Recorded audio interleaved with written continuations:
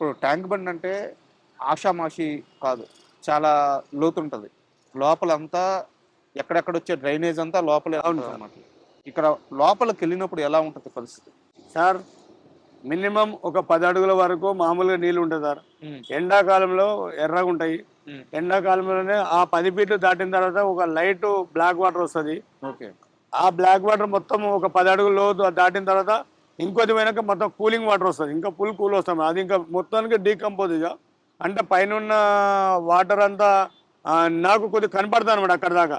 ఆ తర్వాత మొత్తానికి లోడ్ అయినాక ఇంగా రాడ్లు, ఈ పైన ఈ ప్లాస్టర్ ప్యారేజ్ అంటే గణేశుల విగ్రహాలకేసిన బూరు, అవును.